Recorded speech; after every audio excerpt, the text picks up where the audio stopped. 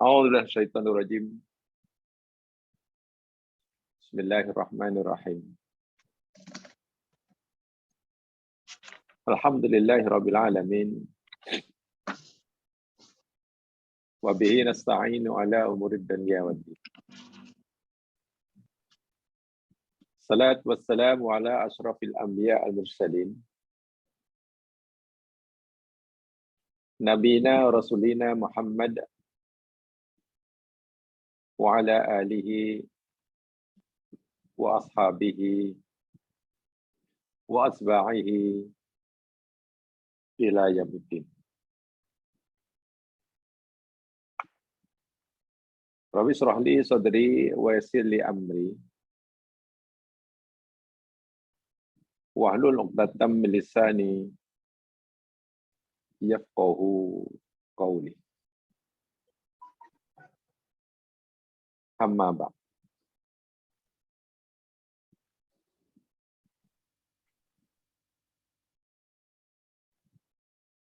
Jamaah yang dirahmati Allah sekalian,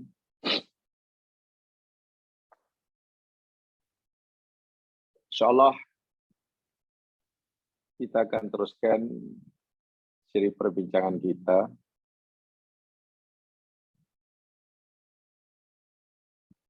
tajuk insyaallah. Sudah beberapa siri kita bincangkan masalah ini. Karena saya merasakan bahwa memahami dengan betul akan masyiah Allah, yang salah satunya yakni dalam kalimat insyaallah, sesuai dengan apa yang Allah kehendaki, itu perkara yang amat sangat penting. Kenapa begitu? Kerana makna dan maksud sebenar daripada insya-Allah ataupun masyiatullah ini erat sekali hubungannya dengan akidah.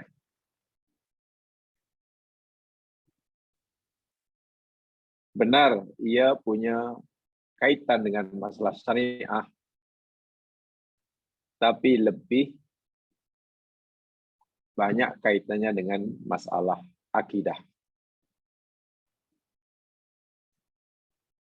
Masalah yang berkaitan sama ada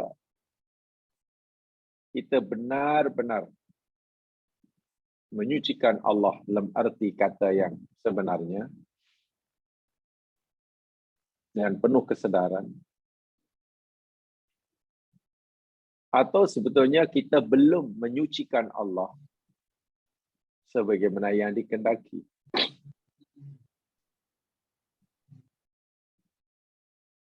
Ini bermaksudnya bila pemahaman kita tentang masyiatullah, insya-Allah masyiatullah, tidak sebagaimana yang semestinya, dikhawatirkan keimanan kita kepada Allah terjejas, tercemar. Saya tidak mengatakan terbatal, karena masih dalam perbincangan di kalangan ulama. Yang pasti, ia akan mencemarkan, menjejaskan kemurnian tauhid kita kepada Allah Subhanahu wa Ta'ala. Sebab itulah kajian kita tentang tajuk ini adalah benar-benar kita beri tumpuan, kita fahami sepaham-pahamnya, dan oleh kerana itu saya selalu mempersilakan pada jamaah sekalian memberi ruang pada jemaah sekalian untuk membincangkannya. Mana-mana yang masih menjadi keraguan kita, dari aspek mana yang kita masih belum jelas, saya berikan ruang seluas-luasnya pada jamaah untuk menanyakannya. Sebelum kita teruskan kajian kita, insya-Allah, yakni poin yang berikutnya. Pagi hari ini saya ingin mengajak jemaah sekalian untuk bincang sama ayat yang ada dalam nota itu. Coba lihat di tajuk al-farqu baina insyaallah wa biidznillah. Perbezaan antara insyaallah dan biidznillah itu. Di bawah itu kan yang pertama itu yakni ta'alluq al-masyiah kulluha qadarun kauniyun atau masyiatun kauniyatun. Ini yang kita saya yakin dah faham sungguh lah. Ta'alluq, kaitan masyiah Allah itu semuanya berkaitan dengan qadarun kauniyun. Ketetapan Allah, ketentuan Allah yang berkaitan dengan penciptaan. Semua. Jadi bila sebut masyiatullah, bila sebut insya-Allah, itu kaitannya, dia berhubungan langsung semuanya dengan ada atau tiadanya sesuatu, wujud atau tidak wujudnya sesuatu. Penciptaan dipanggil qadarun kauniyun atau juga masyiah kauniyah. Nah, mari kita bincangkan ayatnya.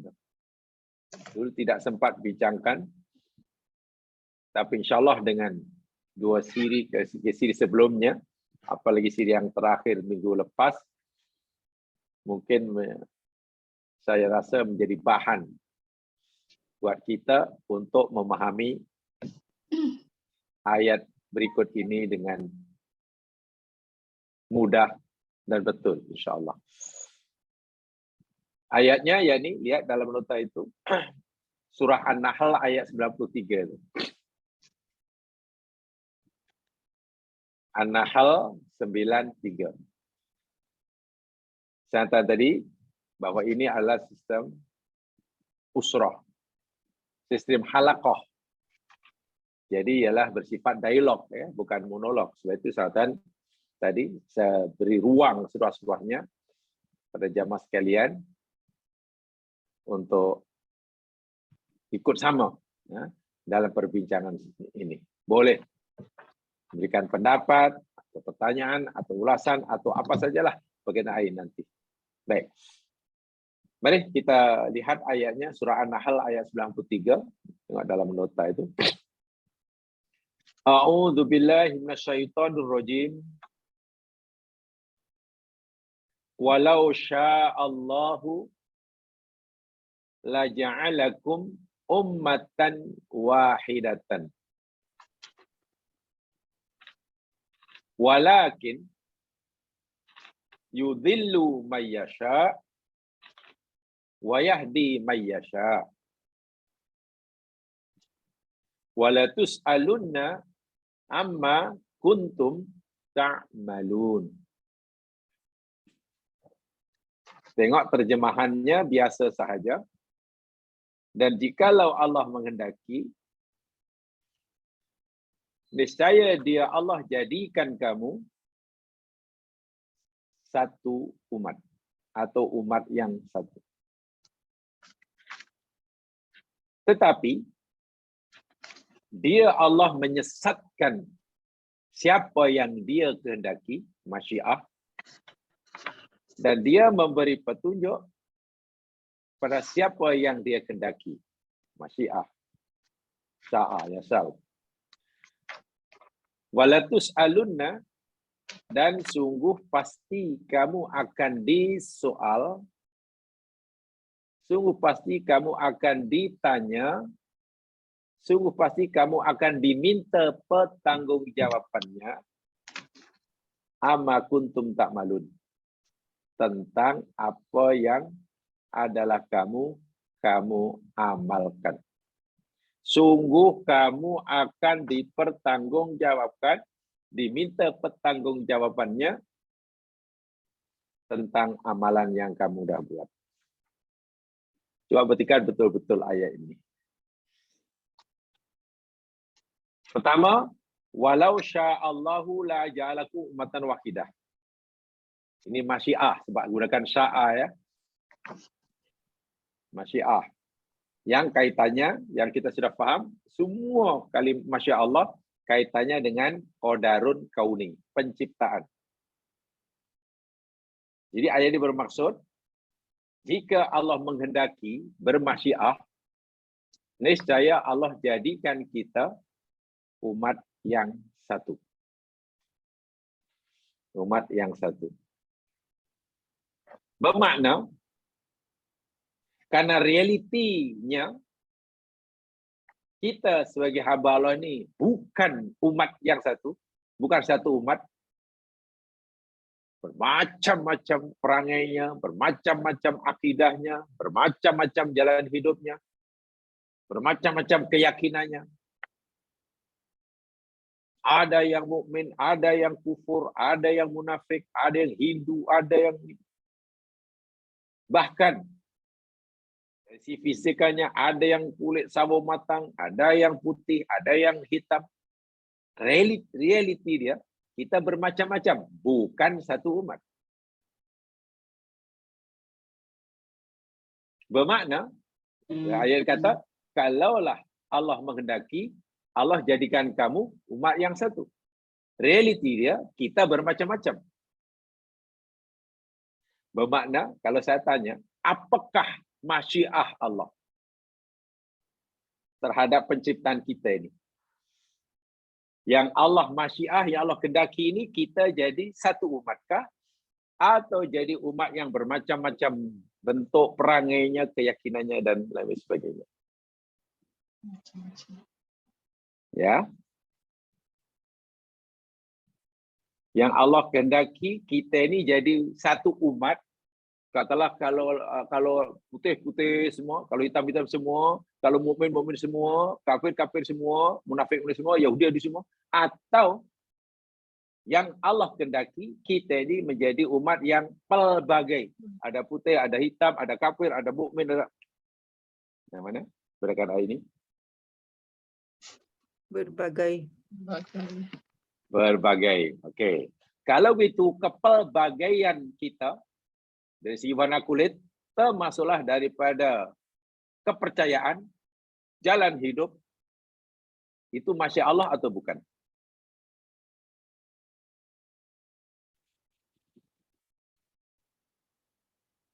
Kepelbagaian kita memilih jalan hidup, ada mukmin, ada kafir, ada Hindu, ada Nasrani, ada Yahudi. Itu masya Allah atau bukan?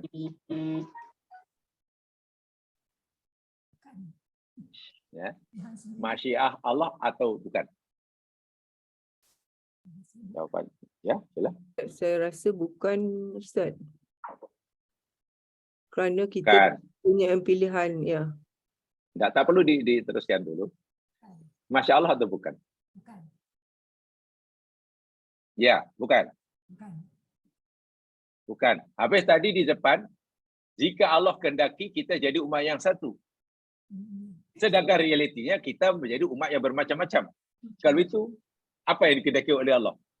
Allah menghendaki kita ni umat yang satu atau Allah masyiah kita ni pelbagai?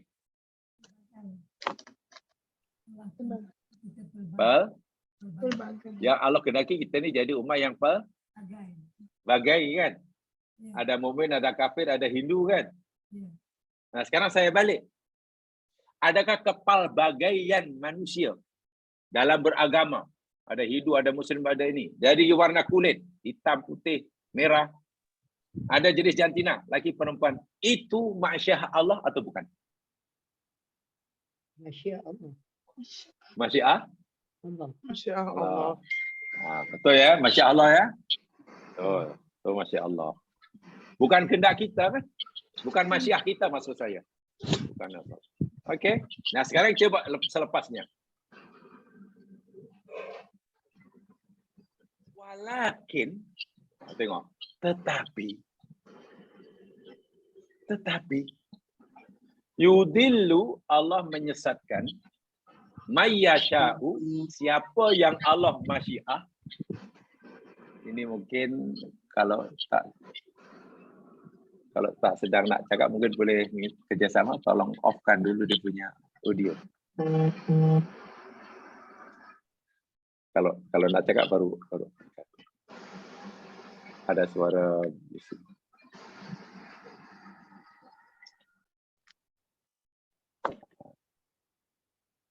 Okey. Tengok, perhatikan.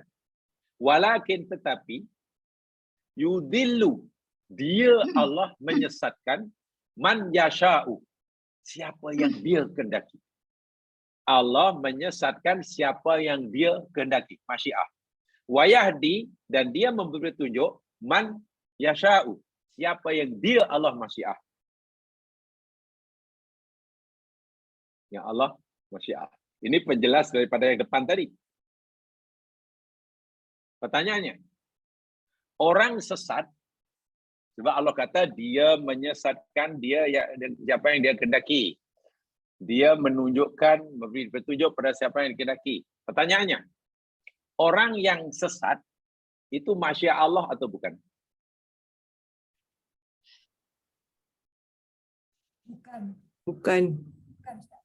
Bukan. Tapi kalau itu apa makna yudillu mayasya? Yudillu mayasya, Allah menyesatkan siapa yang dia masyiah. Betul ya? Ayatnya yudillu mayasya. Dia Allah menyesatkan dia yang kehendaki, masyiah. Pertanyaannya saya balik, adakah orang yang sesat itu masyiah Allah? Betul. Bukan. Betul, Masya Allah dan tidak. Jawapannya dua. Ditanya, awak dah makan? Sudah dan belum? Itu jawaban macam mana tu? Makan siang sudah, makan malam belum. Awak laki ke perempuan? Saya bukan laki, saya bukan perempuan. Mana tu? Dahlah, Ustaz. Jawapan yang jawabnya satu je yang betul. Tidak boleh dua. Bukan. Coba ya, ayatnya berbunyi yudillu mayyasha. Terjemahnya apa? Dia Allah menyesatkan siapa yang dia kehendaki. Betul kan? Allah menyesatkan siapa yang dia. Dia ni dia Allah lah. Allah kehendakilah masyiah. Sekarang saya balik pertanyaannya. Adakah orang yang sesat itu masyiah Allah? Dikehendaki oleh Allah maksudnya?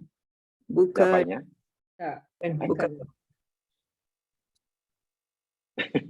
Ya, masyiah Allah, Ustaz.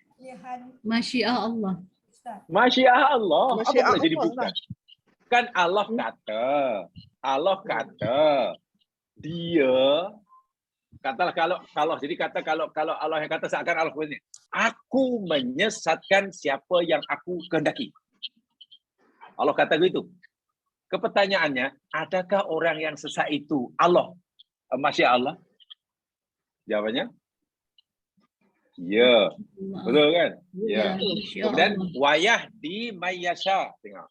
Wayahdi, dan dia Allah memberi petunjuk pada siapa yang dia kehendaki. Okey. Pertanyaan sama. Adakah orang yang dapat petunjuk itu masyiah Allah? Ya. Kehendak Allah? Ya. Betul. Ya. Ya. Saya yakin mungkin jawab jamaah agak bingung gini. Kalau yang baik itu Masya Allah, kalau yang buruk itu bukan. Mungkin begitu. yang mengganti.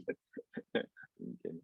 Jadi orang sesatkah, orang dapat petunjukkah, itu berlaku karena masyiah Allah. Masyiah ya.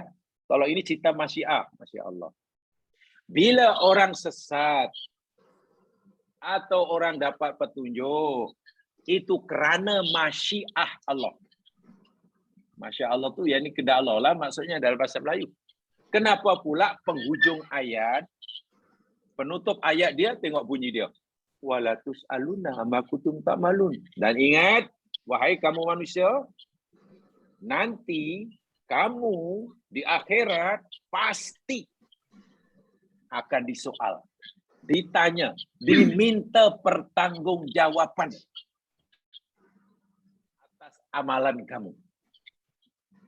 Jadi kalau kita buat ayat yang sempurna untuk mereka pemahaman, seakan Allah kata begini, wahai manusia, siapa yang aku kendaki sesat, sesat dia. Siapa yang aku kendaki dapat petunjuk dia. Tapi ingat, nanti kamu akan aku tanya, kamu akan aku pertanggungjawabkan tentang kesesatan kamu dan tentang petunjuk kamu. Coba nampak jamaah, nampak tak ada semacam ya, bukan. Seakan-akan ada semacam percanggahan.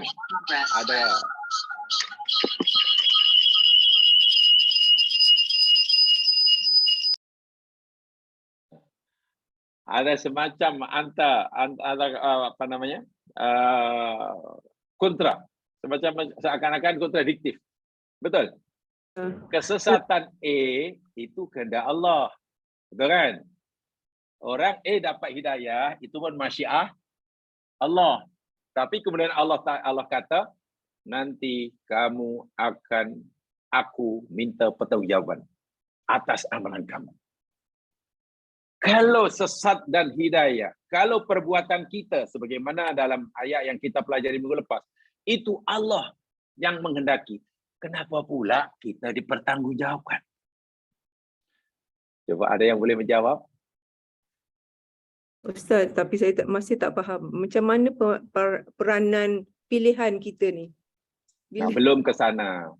Tapi sekarang dah Allah menentukan. So, saya confused. Baik. Masyiah sudah tahu bezanya antara masyiah dan idnillah tempoh hari. Masyiah Allah dengan idnullah sudah masih ingat perbezaannya? Saya tanyakan dahulu, antara masyiah Allah yang artinya kehendak Allah dan idnullah yang artinya pun kehendak Allah, masih ingat apa perbezaannya?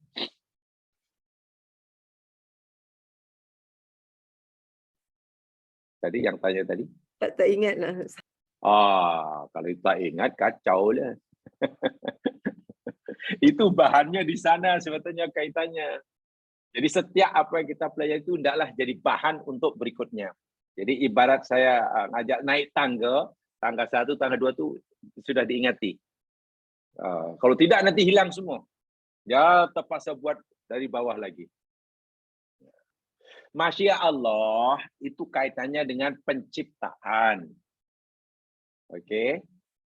Idnullah, satu di antara maknanya kaitannya dengan suruhan dan larangan. Tiap hari kan saya katakan, bila Allah suruh kita solat, apa yang Allah kehendaki daripada kita ketika Allah kata aqimus solah? Kan Allah menghendaki kita solat kan? Kehendak Allah yang menghendaki kita solat, kehendak Allah yang menyuruh kita meninggalkan maksiat, itu namanya idnullah, bukan masyiatullah. Okey, sementara masyiatullah mana? Masyiatullahnya yakni bila kita nak solat, Allah suruh solat, kemudian kita solat. Tapi sebelum solat, kita mengakui yang kita tidak punya daya dan kekuatan. La haula wala quwwata illa billah, kan? Kemudian Allah bagi kita kekuatan, kemampuan. Sehingga dengan kemampuan yang Allah berikan pada kita, kita mampu solat. Kemampuan kita solat, atau kita diberi kemampuan oleh Allah untuk solat. Itu idznullah atau masyiatullah.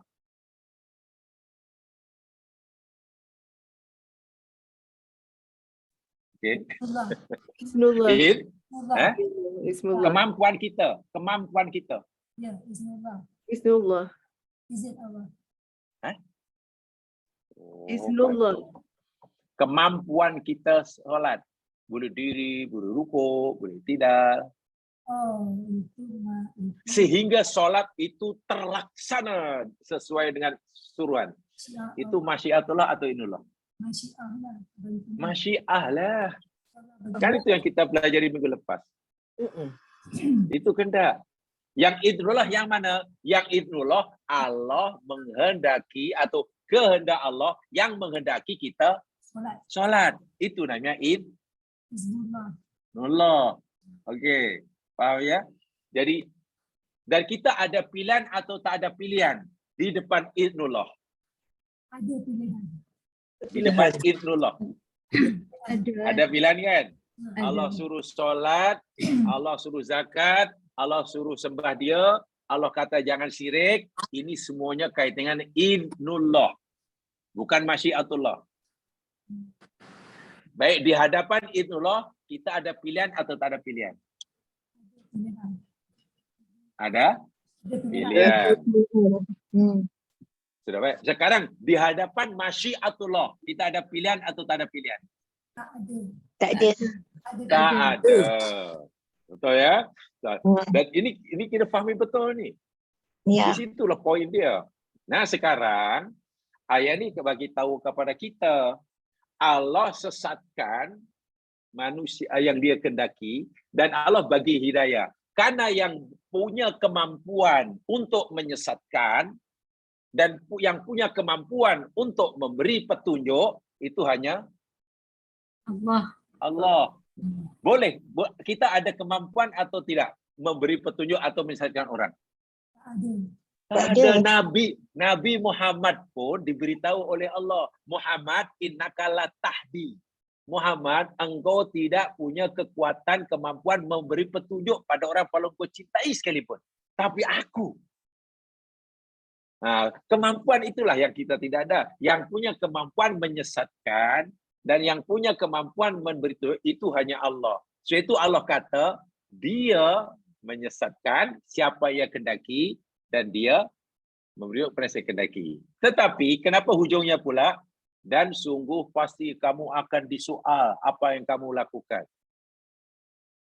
Apa yang Allah nak soal daripada kita dalam ini yang terakhir ini. Sedangkan hidayah dan kesatu Allah yang menghendaki. Lalu apa yang Allah nak soal ni? Tentang apa ni? Pilihan kita. Perintah Allah.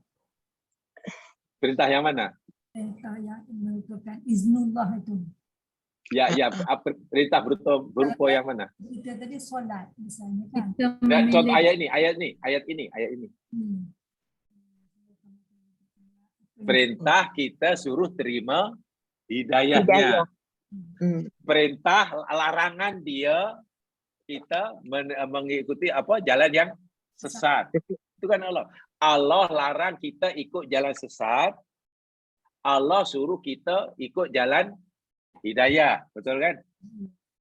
Ya. Apa yang Allah kehendaki kepada kita untuk terima hidayah, untuk tolak kesesatan, itu masyiatullah atau idznullah? Idznullah. Jadi kita ada pilihan atau tak ada pilihan? Ada pilihan. Ada pilihan. Jika kita memilih hidayah, berusaha untuk cari hidayah, agak-agak apa yang Allah kehendaki untuk diberikan pada kita?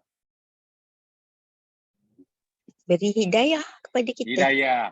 Bila orang memilih untuk sesat, berusaha menjadi sesat, apa agak yang Allah kehendaki diberikan pada orang itu? Tolak kesesatan. Jadi yang mencipta kesesatan dan yang mencipta hidayah itu siapa? Allah. Allah. Tapi itu atas pilihan siapa? Kita. Kita. Pilihan kita. Jadi kita dipertanggungjawabkan atas apa yang telah berlaku atau atas pilihan kita sesuatu itu berlaku. Pilihan kita. Pilihan kita. Gitulah. Jadi ayat ini jangan dibaca. Kalau kita tak mahu seperti itu, nanti kita bingung. Bingungnya begini. Kan sesat itu kehendak Allah. Hidayah itu pun kehendak Allah. Bila semua dah dikehendaki Allah, kenapa pula kita disoal? Nah, coba.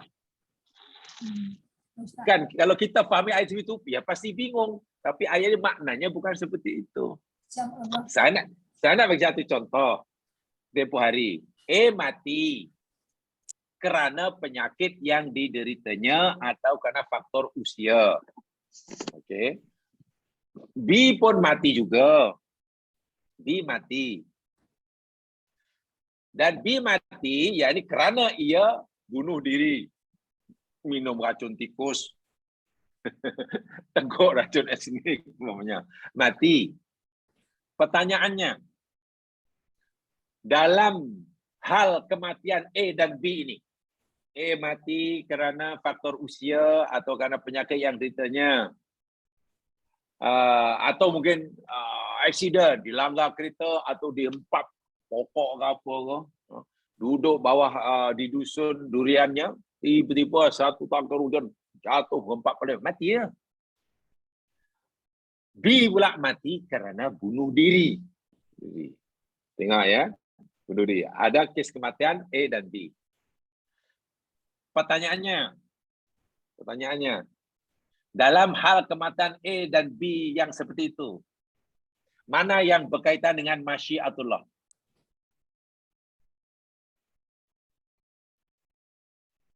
Kematian. Kematian A, adakah kematian A itu masyiatullah? Ya, Kematian B? pun masya Allah. Masyiatullah. Mana yang berkaitan dengan idznullah? Sebab kematian. Dia membunuh diri. Pilihan dia membunuh diri. Pilihan dia. Yang satu memilih biar Allah sendiri yang mematikannya. Yang B pula memilih bunuh diri. Jadi nanti di akhirat yang dipertanggungjawabkan oleh Allah atas kematian itu, kematiannya ataupun cara kematiannya itu. Cara, Yang dipertanggungjawabkan. cara kematian. Caranya kan. Hmm. Yang idznullah kan. Yang itulah kan yang dipertanggungjawabkan. Ya. Bukan kematian. Allah tidak akan soal kenapa kamu mati. Tak.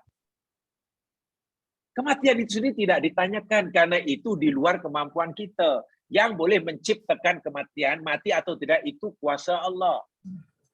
Tapi kita diberi pilihan oleh Allah dan Allah sudah beritahu kalau kamu buat ini, kamu akan mati.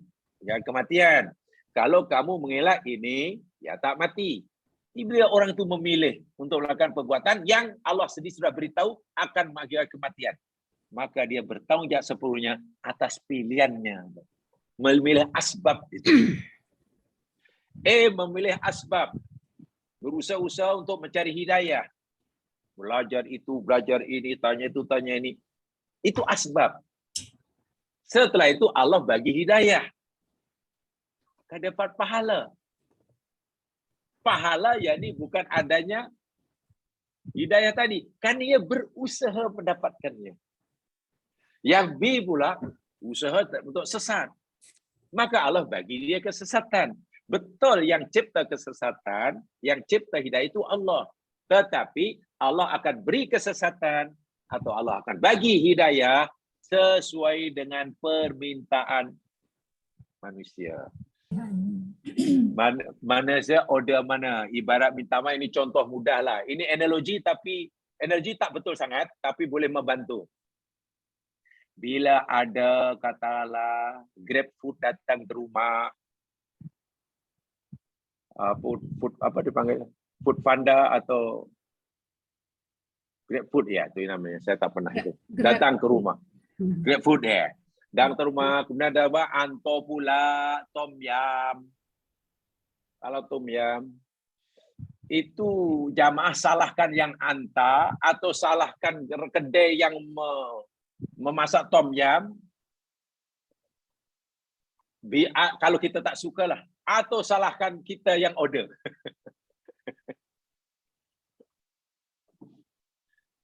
Bila kita order tom yum, dia hantar tom yum dia. Bila kita umpamanya apa namanya nasi lemak, hantar nasi lemak dia. Jadi kedai hanya menyediakan sesuai dengan order kita.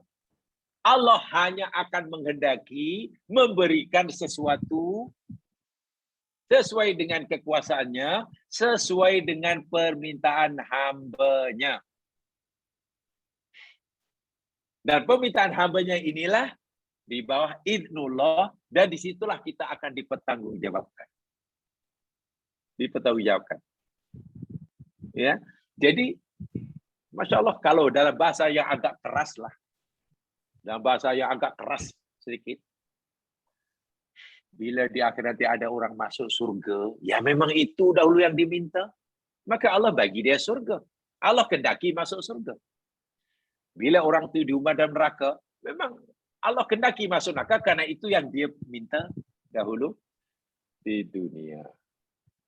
Faham ya? Jadi dalam ayat pertama, jika Allah kendaki aku jadikan kamu satu umat,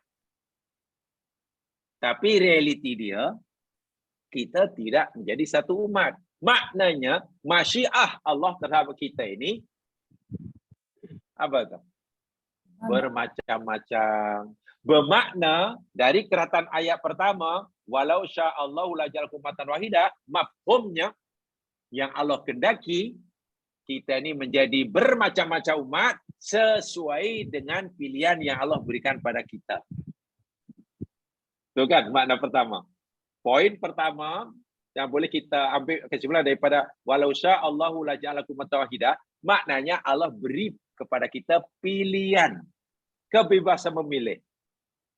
Berkat kebebasan memilih yang Allah berikan pada kita itulah, kerana Allah tidak menghendaki kita menjadi satu umat itulah, kita menjadi umat yang bermacam-macam.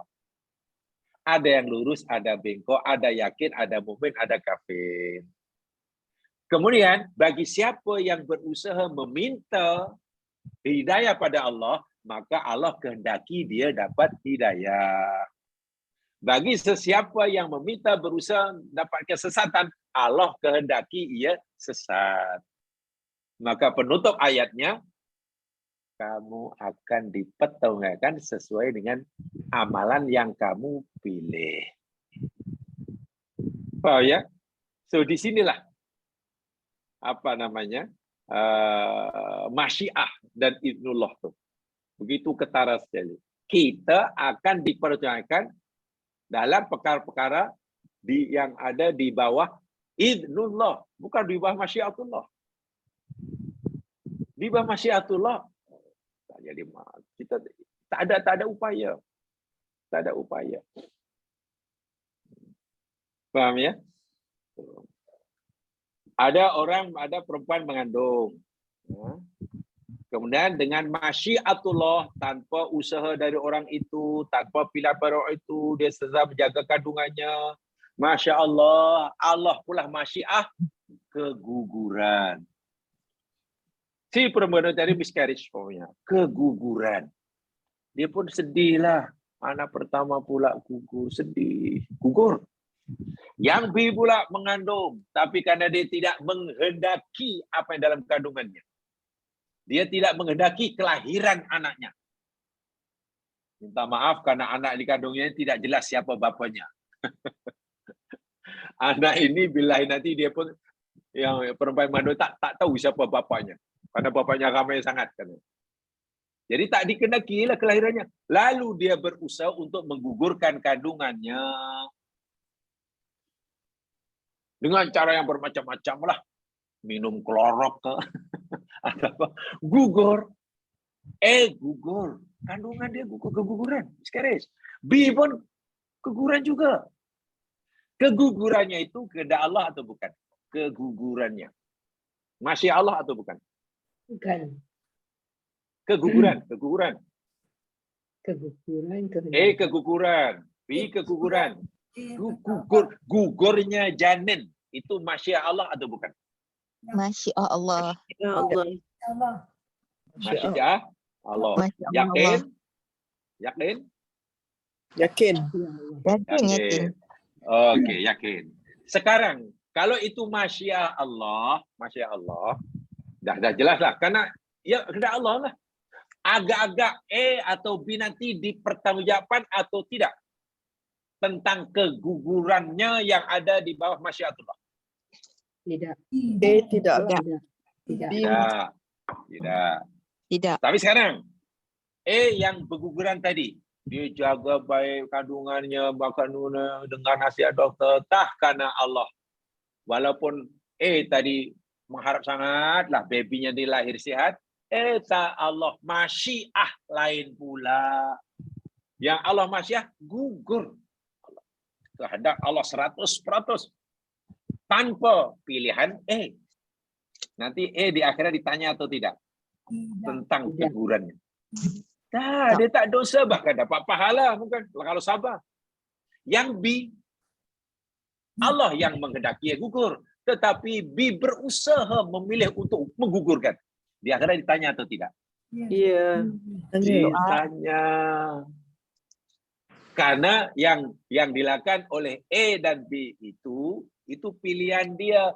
A memilih, sebenarnya kalau ikut kemauannya lah, agar kandungannya ni lahir, sehat. Tapi Allah kehendaki lain, ya sudah, itu. Bagaimana mungkin A akan dipertanggungjawabkan oleh Allah sesuatu yang dia bukan pilihan dia? Betul? Allah tidak mungkin mempertanggungjawabkan hambanya suatu perbuatan yang bukan di bawah pilihannya. Sebaliknya 100% kehendak Allah. Sementara B ditanya. Bila B ditanya tentang kegugurannya, B tak boleh jawab, ya Allah, bukankah engkau yang menciptakan keguguran diriku? Kenapa pula engkau siksa? Allah jawab senang.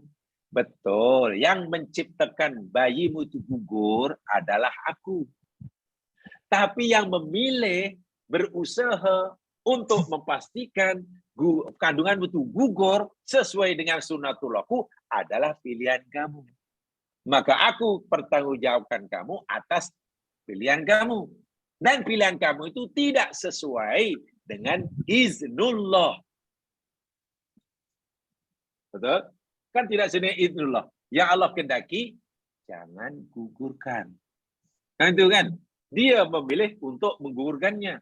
Bermakna jamaah sekalian, kalau tindakan kita tidak sesuai dengan iznullah, kita dapat siksa. Bila perbuatan kita tidak sesuai dengan iznullah, kita dapat pahala. Faham sampai situ? Jika pilihan kita sesuai dengan iznullah, dapat pahala. Bila perbuatan kita tidak sesuai dengan iznullah, di bawah iznullah ya, bukan masyiatullah, kita dapat siksa. Sekarang yang saya tegaskan, jika yang berlaku kepada diri kita, ingat, jika yang berlaku kepada diri kita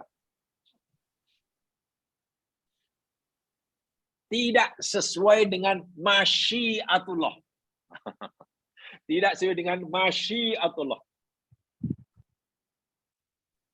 kita berdosa atau tidak? Tadi saya jelaskan, jika perbuatan kita, tindakan kita sesuai dengan iznullah, dapat pahala. Bila tak sesuai dengan iznullah, dapat dosa. Pertanyaan berikutnya, adakah jika yang berlaku pada diri kita, yang kita kehendaki untuk berlaku bagi diri kita, tidak sesuai dengan masyiatullah, adakah kita dapat dosa? Agak-agak. Tidak sesuai itu macam mana, Ustaz? Tidak sesuai maknanya tak sama dah. Kita Dosa ada juga tak? Dosa juga. Kita ada tak ada kehendak? Kalau jamaah sakit, apa yang jamaah kehendaki? Jangan inginkan. Tak sembuh lah. Sembuh lah. Sihat kan? Sebab itu kita usahakan. usaha itu yang kita kehendaki kan. Ya. Rupanya yang berlaku pada kita tidak sembuh. Tak samakan dengan kehendak Allah. Allah menghendaki kita tidak sembuh. Sedangkan kita menghendaki sembuh kan. Dan kita sudah berusaha untuk sembuh. Pertanyaannya, jika berlaku seperti itu, apa yang kita kehendaki tidak sesuai dengan kehendak Allah, adakah kita berdosa atau tidak? Tidak. Tak dosa. Tak berdosa. Apa soalan Ustaz? Tak, Jelas. tak berdosa. Soalannya apa Ustaz?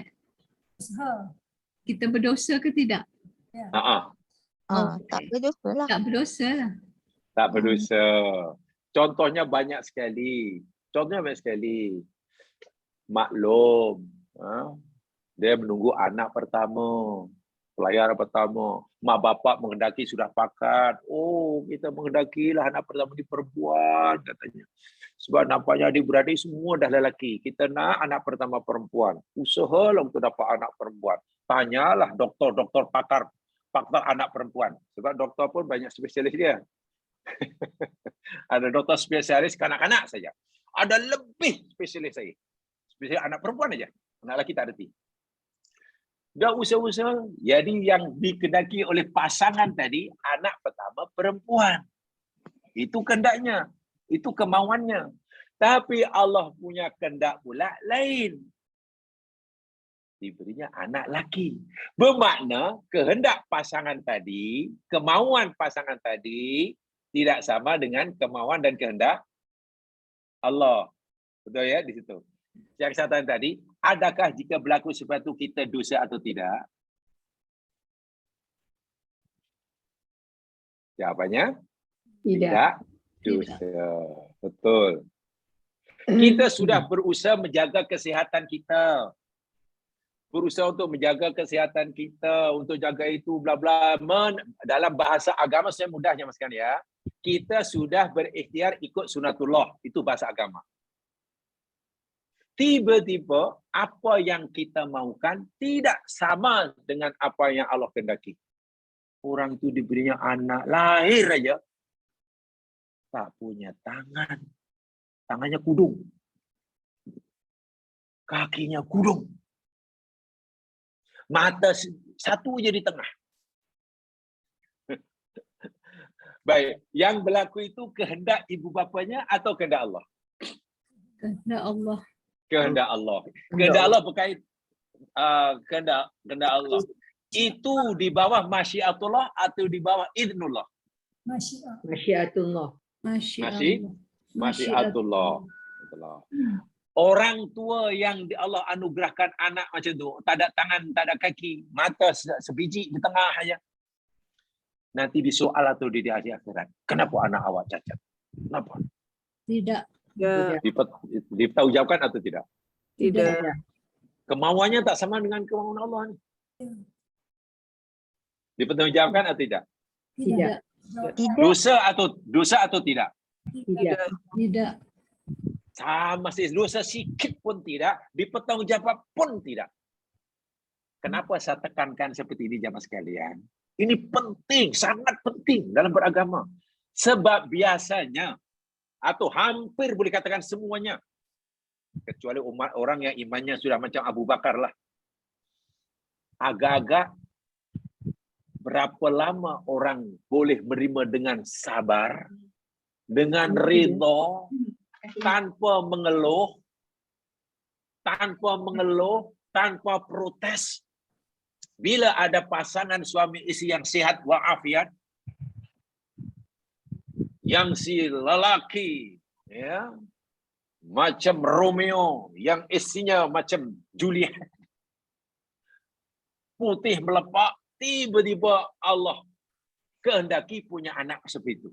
Coba saat itu, siapa akan yang betul-betul hatinya lapang, redha, sedikit pun tidak suudzon kepada Allah. Susah kan untuk tidak ridha, susah kan?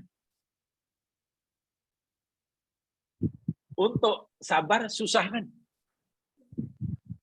Sedangkan bila kita tak sabar, kita ridha, kita berdosa. Sedangkan Allah bagi anak yang kita tak dosa pun sedikit pun. Allah, apa yang Allah kehendaki kepada kita, kita tak membuat kita dosa sikit pun. Sebaliknya, dengan kehendak Allah tu, kita malah bertambah dosa. Coba. Kalau orang tak faham masyiatullah. Allah bagi kita yang tidak menyebabkan kita berdosa sebetulnya. Bukan kerana dosa kita. Kenapa pula kita malah bertambah dosa? Suudzon pada Allah, tak puas hati pada Allah. Hanya kerana kehendak kita, masyiah kita tidak, hanya kerana masyiah Allah tidak sesuai dengan masyiah kita.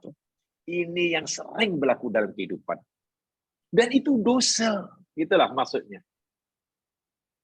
Benar tidak mudah menerima masyiah Allah seperti itu kepada kita yang sungguh boleh katakan berbicara siang dan malam. Iya ya, tapi kenapalah? Mesti tak puas hati. Kalaulah kita mau laki, lalu Allah bagi perempuan tu, boleh tahanlah, bolehlah sabar. Boleh bersabar, boleh menerima lah. Walaupun kita, kemauan kita perempuan, tapi Allah bagi laki. Kemauan kita lelaki, Allah kehendaki perempuan. Itu okey lah. Ini lain. Kita ni sempurna. Suaminya sempurna, bapak sempurna, calon ibunya sempurna, lawa-lawa belaka. Yang tentu dikehendaki nanti anaknya, ya macam bidadari lah kalau perempuan. Kalau laki macam Nabi Yusuf lah. Tiba-tiba apa yang Allah kehendaki berbeza sama sekali dengan apa yang dimaukan oleh hamba tadi. Tak ada tangan, tak ada kaki. Mata sebiji di tengah. Coba. Masa itu nak sabar, nak redha, mungkin memakan masa puluhan tahun. Atau mungkin sampai bila-bila. Bahkan minta maaf.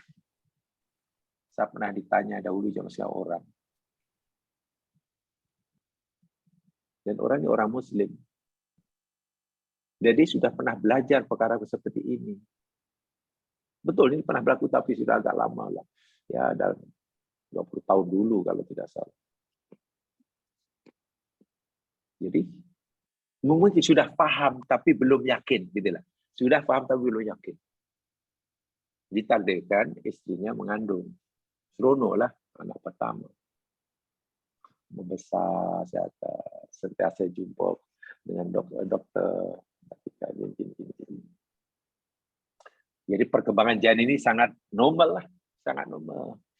Tak akan membahayakan hayat si janin. Juga tidak membahayakan kesihatan kehidupan ibunya yang mengandung. Menurut kajian dokter pakar yang menanganinya, diberitahu anak encik ini sehat walafiat. Sehat dalam arti kata, menurut kajian dokter, ilmu yang saya dapat kata dokter, nanti sampailah tiba masa untuk melahirkan dalam keadaan sehat. Anak sehat, tidak madarat. Dan puan yang mandangnya pun sehat.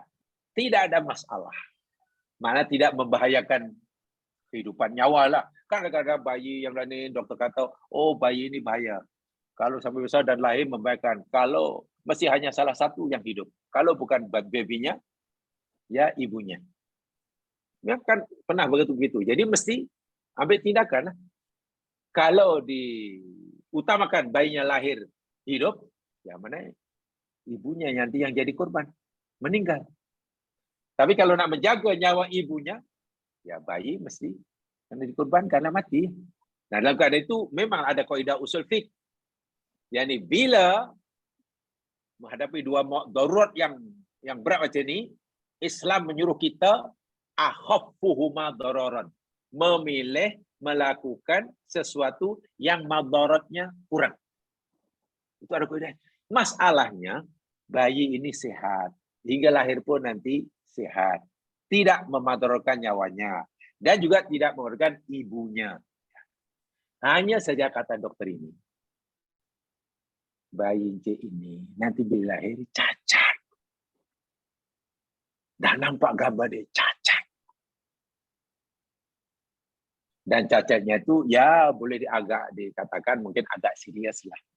Cacat dari sifat ya, bukan cacat ya mungkin tahulah mukanya lah ceritanya. Jadi macam Encik ni, kalau dibiarkan besar hingga lahir memang sehat, bayi nanti akan hidup dan nyawa puan pun tak akan terancam. Jadi puan mau macam mana? Menghendaki bayi ini dibiarkan hidup sehingga lahir dan keadaan seperti itu cacat. Dan tuan, ibu dan bapa si orang tua mesti meredha dengan seredha-redhanya. Sabar sebenarnya. Atau bayi ini digugurkan saja. Sehingga puan tidak berpeluang melihat anak puan cacat. Tak sempat masyarakat tahu yang puan punya anak cacat. Sedangkan puan dan tuan macam pasangan Romeo dan Juliet. Subhanallah. Orang yang dah belajar perkara seperti ini. Dan kerana itu, rupanya memilih, apalah kalau itu gugurkan je lah.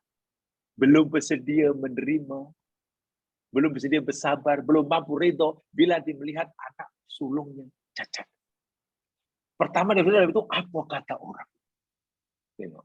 Walau kecacatan anaknya tadi, sama sekali si orang tua tidak dipertanggungjawabkan. Tapi ketika mana orang tua tak mampu bersabar, tak redha terhadap kecacatan, itu dosa. Puncanya apa? Dia belum memahami kehendak kita ni bila berhadapan dengan Allah, mana yang menang. Yang menang kehendak Allah. Kehendak kita kalah. Apa kita mau memaksa Allah mesti mengikuti kehendak kita? Dan ini pernah berlaku. Saya kata tidak boleh, itu dosa. Saya cakap itu dosa.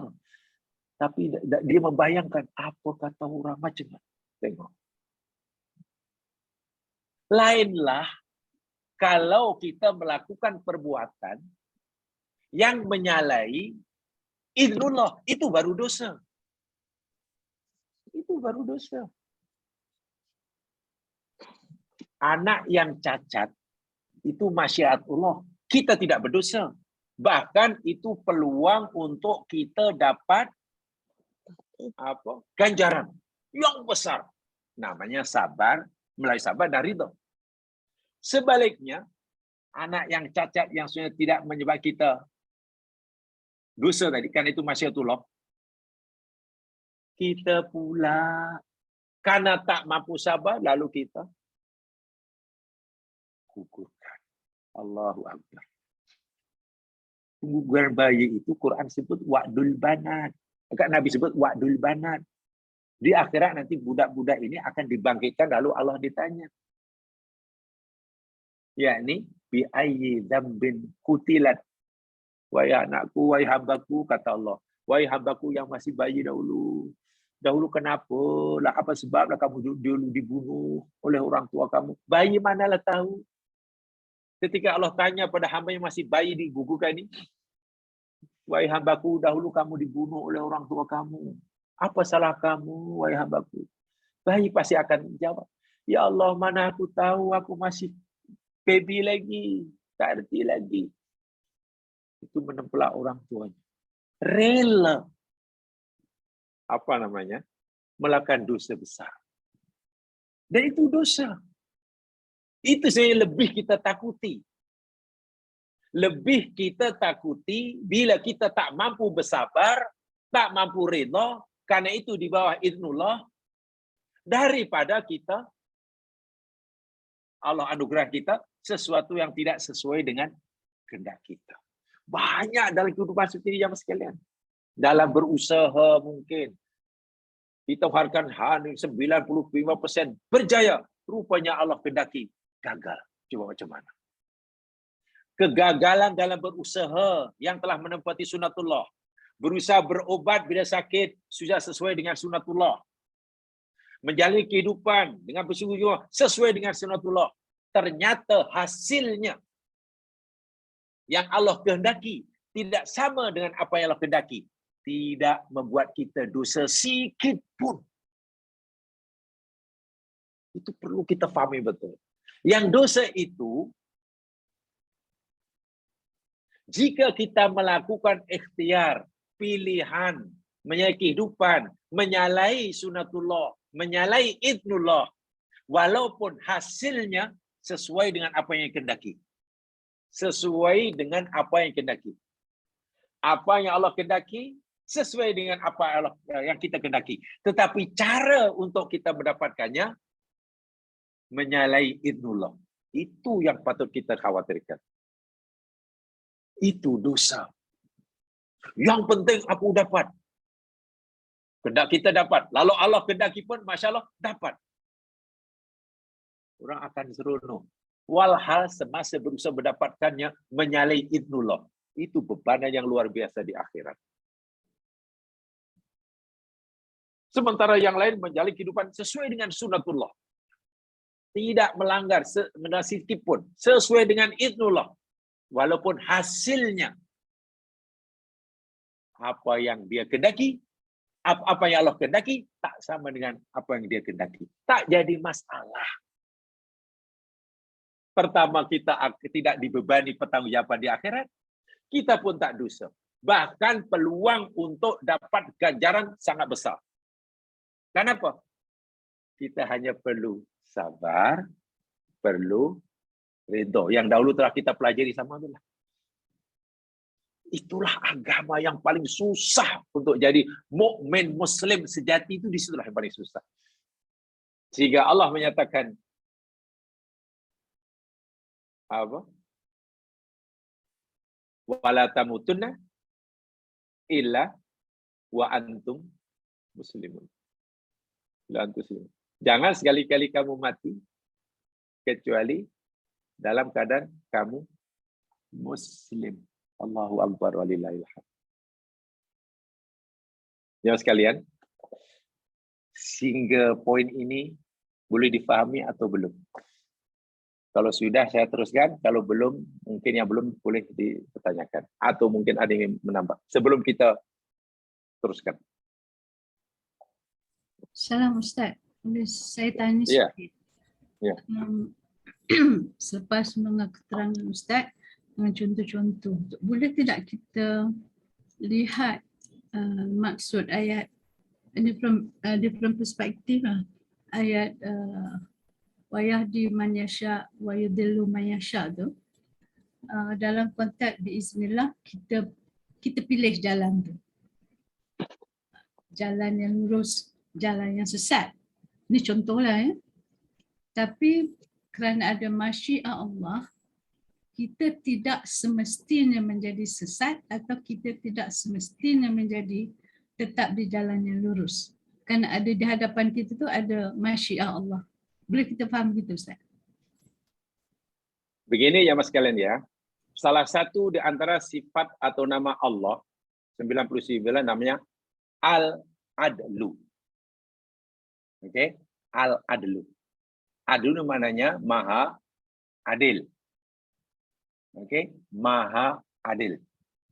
Ada lagi nama Allah Al-Hakimu, yang maha bijaksana. Artinya apa saja yang Allah lakukan pasti ianya ada kebaikan.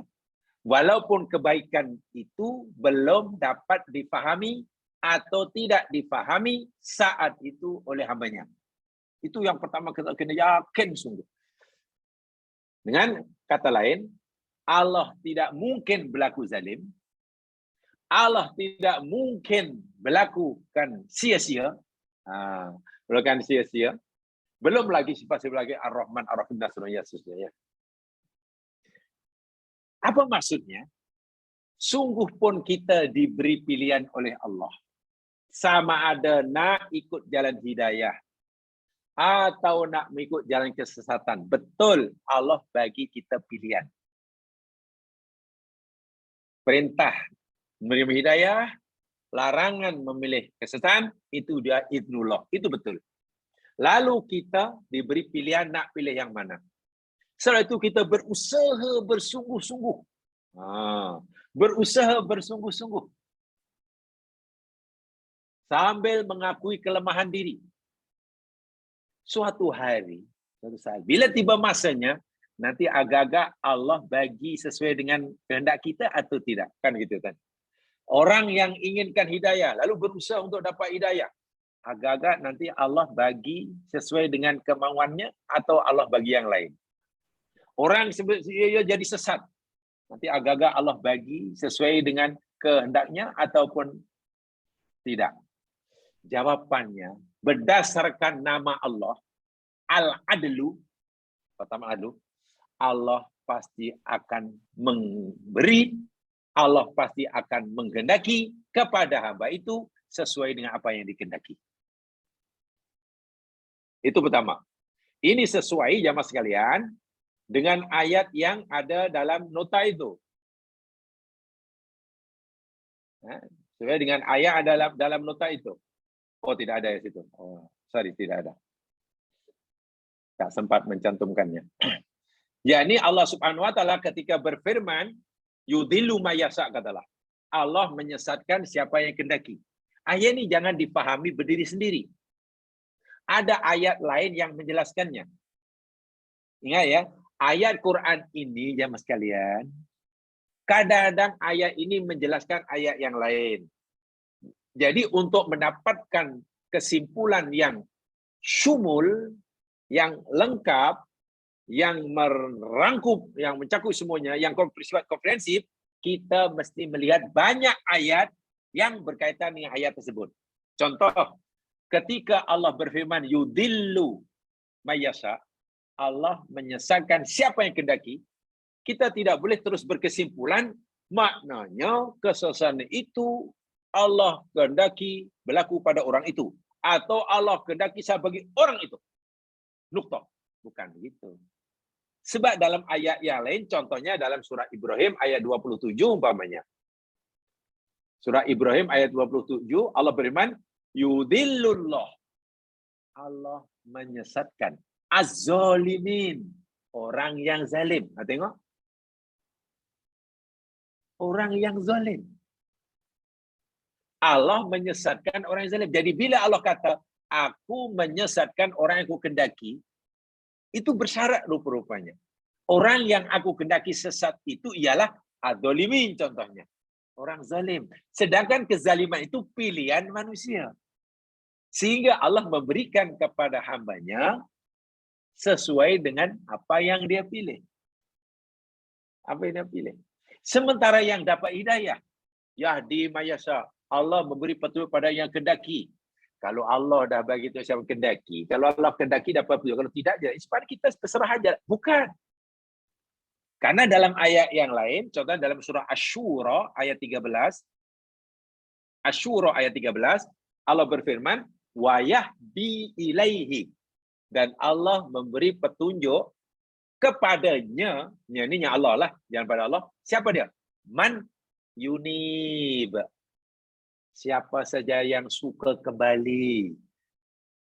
Orang yang sentiasa ada keinginan untuk kembali pada Allah. Bila tersesat jalan, ingin masuk jalan. Bila terlupa, ingin segera ingat. Bila salah, segera minta ampun. Gitulah. Bila tak tahu, ingin segera tahu. Ini mana orang unik? Sentiasa yang diusahakan dalam hidupnya, berusaha kembali pada Allah. Orang seperti inilah yang Allah kata, ini orang yang aku kehendaki dapat hidayah. Kalau gunakan bahasa yang mudah, kesesatan dan hidayah yang jadi milik Allah, yang menjadi hak Allah, itu Allah tidak berikan dengan sewenang-wenang ibaratnya. Tapi Allah berikan berasbab. Ada asbabnya. Sehingga ada dalam istilah bahasa Arabnya, al-hidayatu minallah wal asbabu minal ibad. Hidayah atau dolalah itu datang daripada Allah. Betul.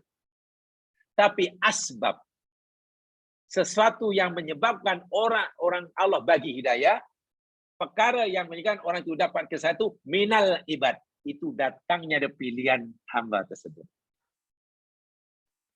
Begitu jawabannya. Itu satu. Kemudian yang saya tambahkan lagi. Saya ingin jawaban lebih daripada yang dipertanyakan. Itu Allah memberikan keadilannya. Betul. Tapi masalahnya, ada kita sudah berusaha bersungguh-sungguh. Bersungguh-sungguh. Bukan masalah hidayah dan dolar saja. Kalau hidayah itu hampir pasti. Orang sakit sudah berusaha bersungguh-sungguh dah.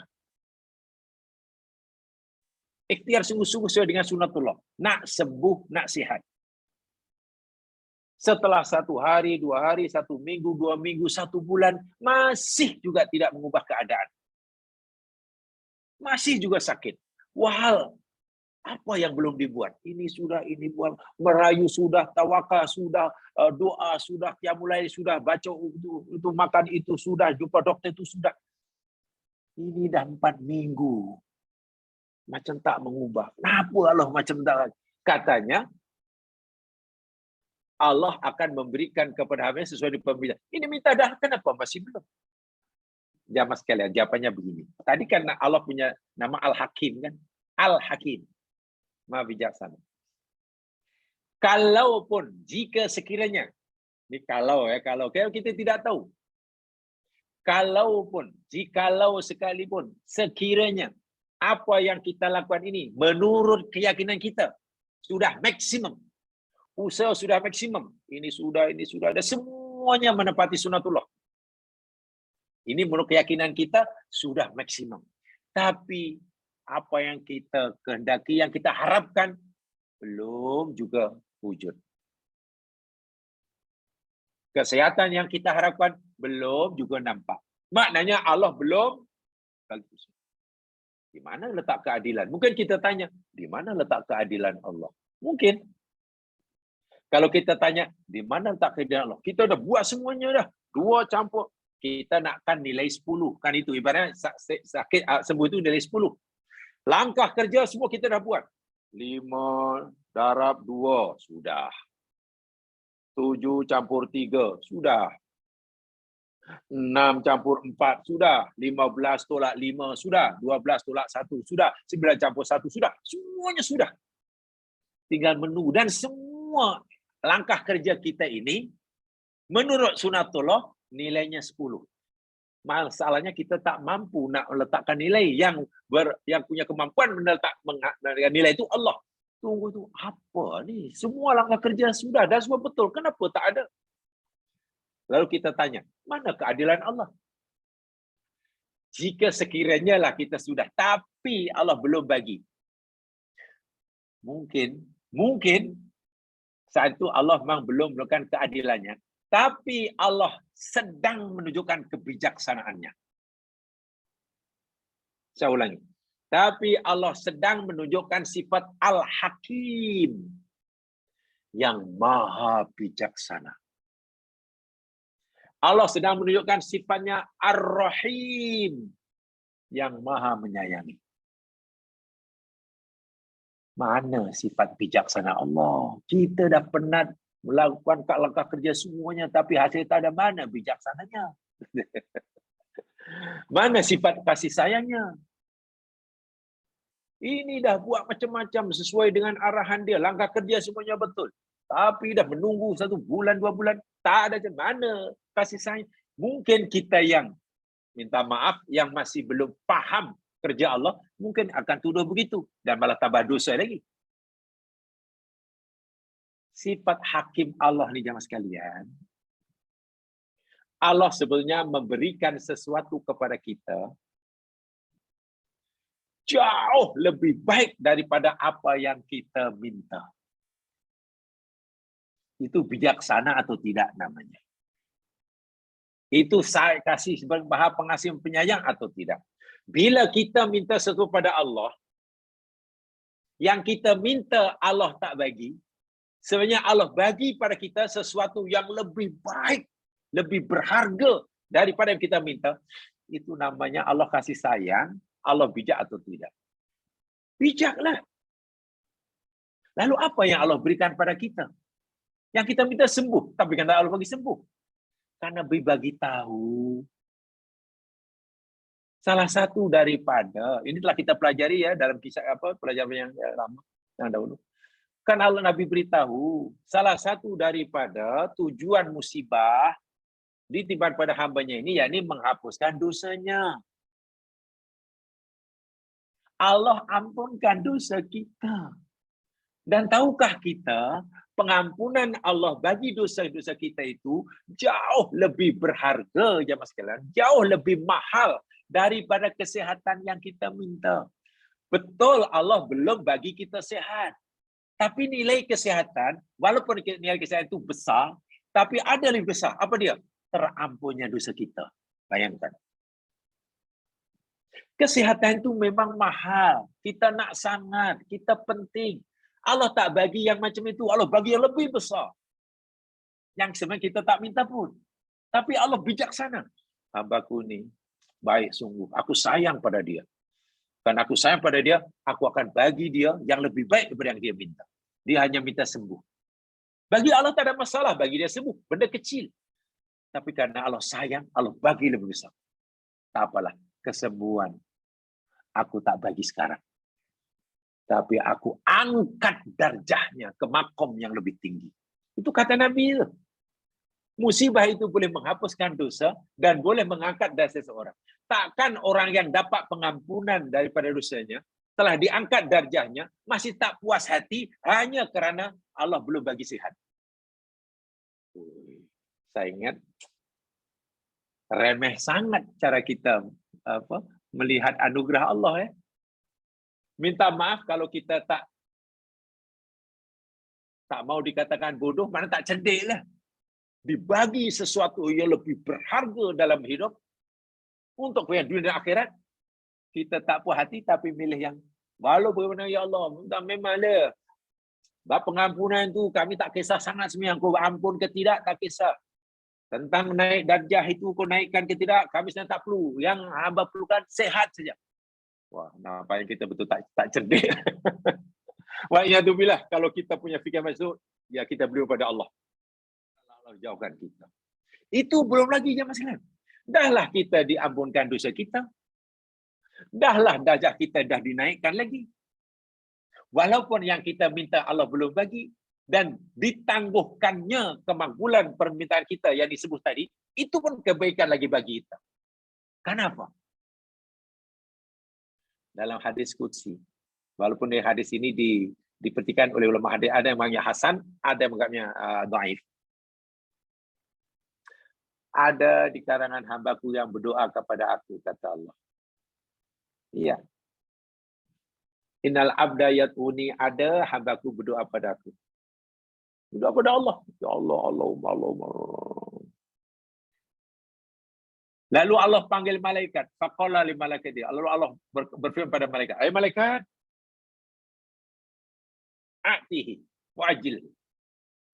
Kabulkan. Tolong sampaikan kemakbulan permintaan hambaku ini. Dia minta sembuhkan. Iya, ya Allah, dia minta sembuh. Iya, aku berikan. Aku akan sembuh. Tapi tolong kesembuhannya ini kamu berikan nanti. Jangan bagi sekarang. Jangan bagi malam ini, jangan bagi minggu ini. Bagikan nanti. Kamu tangguhkan. Malaikat pun pelik, ya Allah, kalau kau dah kabulkan, kau nak sembuhkan dia, kenapa tak sembuhkan sekarang aja? Kenapa bagi sekarang kan? Ini uhibbu sautahu. Aku suka mendengar suaranya. Aku suka mendengar rintihannya. Tengok. Karena dia nak sangatlah kesembuhan daripada aku. Tengok. Menangis-nangis tiap malam. Tiap malam sujud. Istighfarnya mantap kepada aku. Tasbihnya ikhlas pada aku. Aku suka mendengarnya, melihatnya suka. Karena Allah suka itulah ditangguhkan. Coba kalau malam itu minta, besok pagi dapat. Besok malam dah tak qiyamul lail lagi dah. Istighfarnya pasti berhenti dah. Sementara ada hamba lain, kata Allah, berminta kepada aku. Lalu Allah perintahkan malaikat, "Baik malaikat, aku kabulkan permintaan hambaku ini." Dan beri segera dia. Dia minta apa dah? Minta sembuh. Bagi kesembuhan sekarang. Allah yang menyuruhkan, disuruh malaikat menyampaikan. Dia ajak apa? Bagi sekarang. Ya Allah, kenapa pula yang ini Engkau kabulkan dan Engkau suruh aku menyampaikan kemakbulan doanya kepadanya dengan segera. Ini akrahu sautahu. Ya, karena aku benci mendengar suaranya. Aku benci mendengar cara ia berdoa pada aku. Dia tahu seluruh alam mengakui bahawa yang boleh mengkabulkan ke tak mengabulkan itu hanya aku. Tengok mintanya kepada aku. Mintanya memang kepada aku, tapi tengok cara mintanya. Ia bukan berdoa, itu memaksa aku. Dia tidak berdoa pada aku, itu memberi cadangan kepada aku. Allahumma ya Allah ya Tuhanku, bukankah aku telah melaksanakan apa yang kau perintahkan? Bukankah aku telah meninggalkan apa yang kau cegah? Bukankah hambamu telah memberikan apa yang kamu minta? Sekarang ya Allah, giliran kamu memberikan apa yang aku minta. Tengok, cara berdoa pun, benci aku mendengarnya. Ada ke dia kata begitu? Aduh, dia minta pada aku. Bukan doa. Itu menyuruh, itu mengugut. Gitu. Apalagi dengan bahasa yang mungkin, wah, ya Allah, ya Tuhanku. Hambamu telah berikhtiar bersungguh-sungguh, ya Allah, sesuai dengan kehendakmu, ya Allah. Hambamu telah tanya kanan kiri, tanya pakar, ya Allah. Bahwa hajat hambamu ini adalah yang terbaik. Kata semua pakar mengatakan, hajat hambamu yang terbaik padamu, ya Allah. Kami mohon, ya Allah, untuk engkau kabulkan.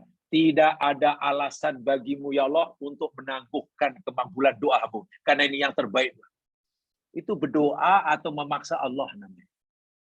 Mungkin doa orang macam itu Allah segerakan karena Allah tak suka mendengar suaranya. Jadi ada kemakbulan doa. Itu sebagai tanda Allah murka. Ada juga namanya ditangguhkannya doa dan permohonan secara ikhtiar. Itu tanda kasih sayang Allah. Itu telah kita pelajari pada sisi yang lalu. Subhanallah. Kalau itu kita dapat fahami yang sekalian. Insya Allah apapun yang kita lakukan dalam hidup, ada panduan dan semuanya jadi petunjuk. Sehingga hidup menjadi sangat sederhana, sangat ringan, sangat membahagiakan. Ya, apapun yang Allah berlakukan pada kita, yang Allah masyiah maksudnya, apa yang Allah masyiah berlaku pada kita, karena itu urusan dia 100%, kita boleh campur tangan. Dan kita telah mematuhi idnullahnya, hidup ini menjadi sangat-sangat santai, senang, seronok sekali. Setiap saat masa berlalu adalah menambahkan bekalan pada kita. Dan jika Allah izinkan, kehendaki kita dipanggil olehnya, rohah, kerehatan. Kan Nabi mengajar kehidupan, memandang kehidupan ini sangat sederhana. Apa kata Nabi? Kalau kita tanya, ya Rasulullah, kehidupan itu macam mana ya Rasul? Cara memandang kehidupan kematian ini macam mana ya Rasulullah menurut engkau? Yang mudah. Jawaban Nabi, kan doa Nabi, Allahumma ahyini, Allahumma ij'alli hayatan lana ziyadatan min kulli khair. Ya Allah, jadikanlah kehidupan yang kau beri pada kami ini peluang untuk kami menambahkan kebaikan. Sudah. Melihat kehidupan ini peluang yang Allah berikan kepada kita untuk menambahkan bekalan. Waj'alil mauta lana rahatan min kulli syarr. Dan jadikanlah ya Allah kematian kami nanti. Jika engkau telah kehendaki kami mati, jumpa engkau, jadikanlah kematian itu yakni rahatan min kulli syarr. Masa untuk hamba-Mu rehat daripada kejahatan. So, bila orang dah mati jamaah sekalian, peluang untuk buat jahat itu dah tertutup. Peluang mengumpat dah tertutup. Keinginan untuk maksiat dah tertutup. Tapi selagi belum mati, pastikan ia menjadi kesempatan untuk menambah kebaikan. Bila sudah mati, syukur juga. Oh, mati itu rupanya Allah telah menutup pintu bagi kita untuk melakukan kejahatan. Sebab manusia ini setiap siapa je manusia ni jemaah sekalian, jiwa dia fa'alhamaha fujura wa taqwaha. Allah telah berikan potensial, sama ada potensi untuk buat baik atau potensi untuk buat jahat. Setiap kita ini ada bakat untuk jahat. Sentiasa ada kemungkinan buat maksiat. Kalau tidak sekarang, kemungkinan itu sentiasa ada. Dan dengan sebab kematian, segala kemungkinan melakukan maksiat itu tertutup. Bukan kematian itu rahmat. Sebaliknya kalau Allah belum matikan kita, mohon agar kehidupan ini peluang untuk kita nambah kebaikan. Sesederhana itu Nabi mengajar melihat kehidupan dan kematian. Saya tuh rileks, sahabat tuh sangat rileks hidupnya. Ya, saya pernah membaca Hayatus Sahabah, Hayatus Sahabah, Hayatus Rasulullah ya. Kehidupan rumah tangga Rasulullah, Allahu Akbar. Hadis-hadis ya mas sekalian. Khasnya hadis daripada keluarga Rasulullah, khasnya Ummul Mukminin Aisyah radhiyallahu anha. Aisyah radhiyallahu anha itu salah seorang istri Nabi yang paling banyak meriwayatkan hadis. Bahkan Aisyah termasuk sumber ulama hadis ramai yang merujuk pada Aisyah karena beliau memang paling banyak menyampaikan hadis Nabi. Maknanya apa yang dilihat, apa yang dikatakan, yang dengar, dilihat, disampaikan pada sahabat. Yang paling ramai itu Aisyah. Bahkan dalam kitab Musnad Ahmad, ada beberapa jilid, 14 jilid kalau tidak salah. Itu ada satu jilid itu khas hadis-hadis yang semuanya bersumber dari Aisyah radhiyallahu anha. Bayangkan. Dan puluhan, ratusan hadis yang bersumber dari Aisyah di zaman sekalian. Tidak, sebagai istri Nabi ya, tak ada satu pun hadis riwayat Aisyah ini yang menceritakan rumah tangga Nabi yang berkaitan dari aspek ekonomi umpamanya, kesusahan umpamanya. Tak ada. Mengeluh karena makanan tak ada. Semuanya yang ibadah. Sampai kasih contoh ya. Katalah jika istri tak cukup nafkah yang dilakukan oleh suami kebetulan, sehingga nak makan pun tidak ada, nak sarapan pun tidak ada. Suami pula tidak memberikan nafkah yang cukup pada keluarganya, sehingga sarapan pun tidak ada. Sedangkan suami ini dari segi zahirnya sebenarnya kaya. Hanya kekayaannya, hartanya lebih banyak diberikan pada orang lain, sehingga untuk keluarga pun kadang-kadang kekurangan seperti itu. Biasanya apa yang berlaku? Jika katalah suami pagi-pagi tanya istrinya, tolong sediakan sarapan. Lalu istri kata, tak ada nih, sarapan tak ada nih, tak ada apa yang dimasak. Agak istrinya mengamuk atau tidak, karena belanja tak cukup. Kau nak sarapan senang-senang yang kau minta sarapan ya. Nafkah tak bagi, pinggan ada lah. Gaduh je sekalian. Tapi tahu bagaimana santainya, bagaimana simpelnya Nabi dan Aisyah radhiyallahu anha ketika dapurnya tidak berasap. Bahasa kita dapur tidak berasap. Aisyah, kami nak sarapan, apakah ada makanan untuk kita makan pagi hari ini? Aisyah menjawabnya dengan bersahaja. Oh, tidak ada ya Rasulullah. Ma'indi syai. Kami tidak ada apa-apa yang perlu dimakan pagi ini. Ya, karena tidak ada, macam mana? Itu jawaban istri. Nafkah tidak cukup, macam itu jawabannya. Tak ada ya Rasulullah, dengan bersahaja. Nabi pula sebagai rumah tangga pun melihatnya benar sangat sederhana. Ya, idzan ana shaim. Ya, kalau begitu saya berpuasalah. Kalau itu hari saya berpuasa. Coba, itu Aisyah mengeluh tentang nafkah yang kurang, atau Aisyah sebenarnya sedang mengajar agama?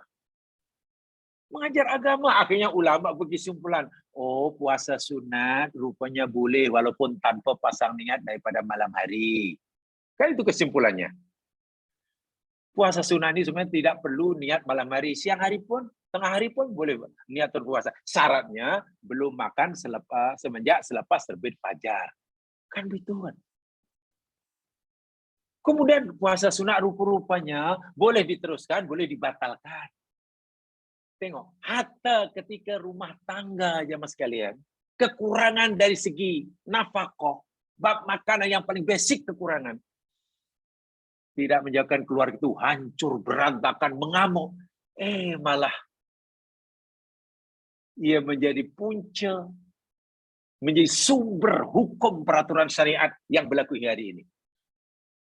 Yang ini saya sampaikan, begitu sederhananya, begitu simpelnya istri Rasulullah dan Rasulullah memandang kehidupan. Coba. Mampu kita mengikuti sunnah yang seperti ini? Itu karena Nabi dan istri sudah sangat kenal kepada Allah Subhanahu wa taala. Sangat kenal. Berusaha untuk cari nafkah itu perintah Allah, itu ikhtiar, dapat pahala. Adapun nanti Allah bagi atau tidak, itu bukan urusan kita, itu masya Allah. Jika Allah bagi, ya syukurlah karena Allah memberikan nikmat. Jika Allah tak bagi, ridho dan sabarlah karena kita tidak berdosa. Karena kita sudah melakukan ibadah. Yang salah itu karena takut tidak cukup nafkah sehingga berusaha dengan menyalahi idznullah. Itu yang salah dan itu yang berlaku hari ini banyak sekali. Takut miskin karena sanggup melakukan apa saja, takut tak punya itu sanggup mencuri, takut nanti kehilangan itu, tak punya itu, orang tak punya sanggup rasuah. Apa itu yang dicontoh oleh Nabi?